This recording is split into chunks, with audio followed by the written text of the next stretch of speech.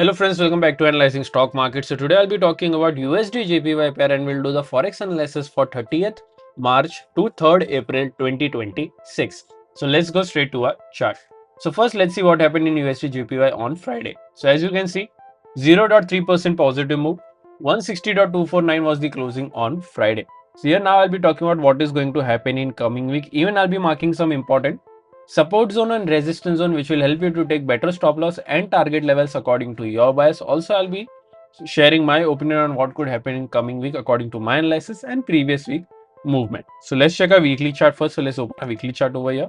So here, this is a weekly chart. In this weekly chart, we can see a good 160.249 closing.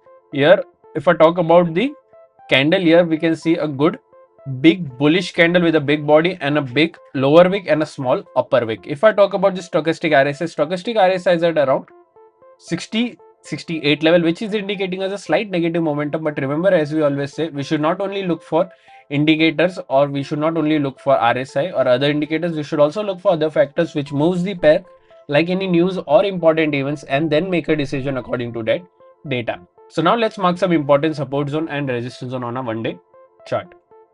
So yeah, this is a one day chart. Currently, if you haven't subscribed to my channel, do consider subscribing to my channel and click on the bell icon so that you don't miss any videos that I upload on my channel. Currently, some important support zones and resistance zones are already marked. So currently, we don't need to mark any new levels. Let's mark one level of a psychological number. Let's mark over here. So you can mark these level as well on your chart as well. So do mark these levels on your chart. So now let's talk about the closing first. So here 160.249 is the closing. Here the direct support is 160.195, direct resistance is 160.503. After direct support, there is a support of 160.003 and then 159.764. After direct resistance, there is a resistance of 160.752 and then 161. So these are two important support zone and resistance zone which will help you to take better stop loss and target levels according to your bias for this week. Also, if you're from India and thinking that how can I trade Forex market from India, then I've already shared prop firm links in the description where you can buy a challenge account, you can pass that account. I've also shared a discount coupon code which will help you to take better discounts on any challenges that you buy from those platforms. So do check the description below. Also, if you don't know what is funded account or prop firm, I've already made a dedicated video on what is prop firm, how it works and what are the rules that you have to follow to get funding. Everything is available.